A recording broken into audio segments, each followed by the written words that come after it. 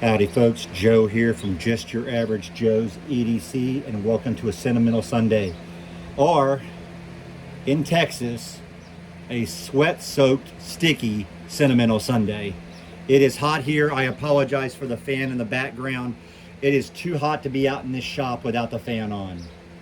So, if you're new here, please make sure you like, subscribe, and turn on the notifications if you enjoy what you see. We provide knife-related content, including reviews and restorations. So, I have owned this Victorinox Mechanic for 26, maybe 27 years. It was given to me as a gift either in 1999 or 2000, and I have held on to it and used it ever since. This is a collectible pattern. This pattern was introduced in the 80s. The idea behind it was that it was going to be marketed to DIYers and garage mechanics. You'll see the obvious reason right here.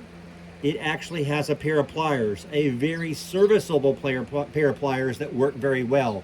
Otherwise, everything on here is a standard Swiss Army configuration. You got your screwdrivers and your cap openers, you got your blades, you got your toothpick, you got your tweezers, you got your Phillips head, and your all-R punch. Now, this was in production until about 2005. And by 2006, it was gone from Victorinox's lineup. My assumption, the reason why they removed it from the lineup, after many years of good sales, was in the late 90s, multi-tools really started taking off. Their popularity just blossomed and grew and grew and grew. Honestly, the first multi-tool I remember getting was somewhere around 98 or 99, so it matches up really well with that time frame. And so the demand on these died down because these are really excellent pliers, but they're not going to match up with a pair of multi-tool pliers just for a size alone. It's quite obvious.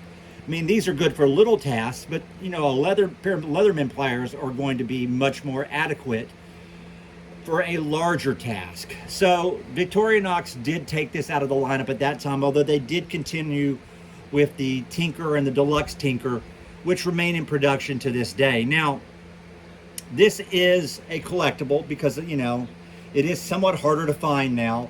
On the secondary market, you can find these from $45 to maybe $100. One like this might be like $60, $65. It's good condition, but it has been used. You know, your $75 maybe and up would be more along the lines of new old stock ones. Now, some things about this particular knife. This is a user for me. You've probably heard me say it before, but I don't really believe in safe queens. Knives are tools. Tools are meant to be used. I use them. And I use this one quite often. It's not the cleanest knife in the world. It does have dust and lint in it. I did just wipe it down, but it is a regular carry for me, and I keep it screaming sharp. Now, the evidence for it being screaming sharp, the first time I made this video, I cut myself closing the blade. Well, really just kind of holding it when I was describing the knife, but was about to close it. So, yeah, it's still sharp. Victorinox is known for having good quality steel, and these things take an edge and they hold it. There's no problem there. Victorinox is known for another thing. They're great freaking warranty. I've never had to use it myself. I've been lucky enough I haven't had to bother, but every review I've seen and every friend I've had who has done it has been pleased. They either get a knife repaired or they get a new knife, often in close to record time. I saw a video on YouTube where one guy sent it in, and in less than a week he had a whole new knife. That's service. That's really great service. So there's a lot of pluses to owning a Swiss Army knife, besides just the obvious of keeping like a tiny sort of blade multi-tool in your pocket. Now, I've used this and loved it and carried it for a good many years. I will continue to do so.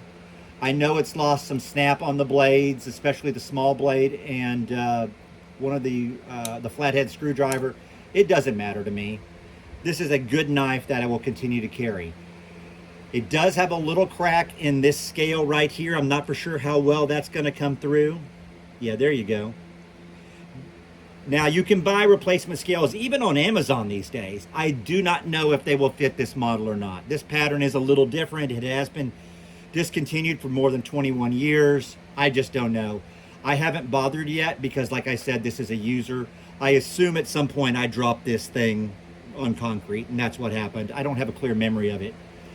I may go ahead and soon try to go ahead and find out whether or not the ones off of Amazon, the new replacement scales, will fit on this. I would like to have it replaced and have it looking nice and sharp, but we'll see. Ideally, I would love to see them make replacement scales for this in Hunter's Orange, or even better, what I think would be amazing. If you're listening, Victorinox, Hunter's Orange and camouflage mixed together. That would be so sweet. Maybe with like an antler, a set of buck antlers on it. I don't know. Maybe that's just my particular taste. But I'd be jazzed with that. I would buy the scales right away, and heck, I'd line up to buy the knife too. They're good knives. Now, I own a handful of Swiss Army knives, both Victorinox brand and some knockoffs. At some point, I will do a video of all of them together. I've got 2 or 3 micros. I have some micros I can't even find. I've got a deluxe Tinker, and I've got a whole bunch of knockoffs, including like just a really cheap Chinese one, a sharper image one, a handful of them. I seem to just come by them. I don't even necessarily know where I get them all. Sometimes I guess they're part of eBay hauls. I think I've actually found 1 or 2. I think I may have found that sharper image one somewhere at some point.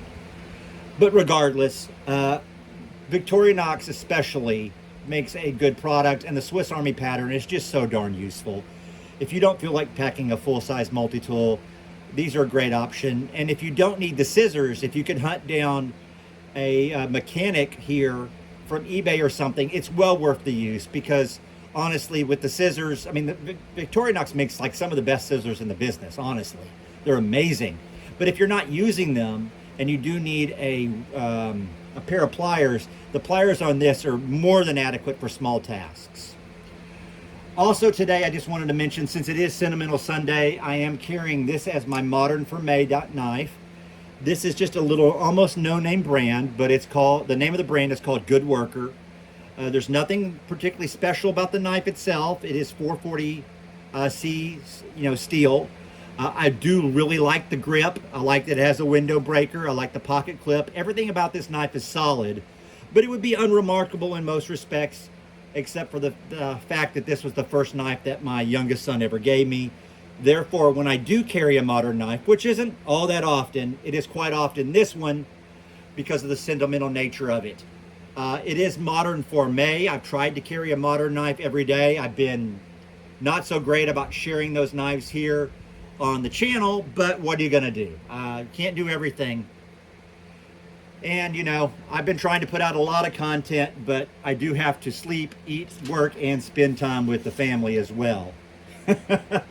Although this has been one of the most fun things I've done in a long time. Just between working on knives and doing the channel, I'm having a great time, a real blast. Hey, I appreciate you guys tuning in. I hope you enjoyed a very brief history on the Victorinox Mechanic.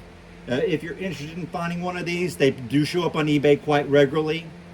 And if you have any comments, especially if you know whether they can be replaced, the scales can be replaced with the standard scales that show up on Amazon so cheap, let me know. Or hey, especially if you find out that they've made a Hunter's Orange one, I would love to know that. As always, take care. Thanks for tuning in. God bless.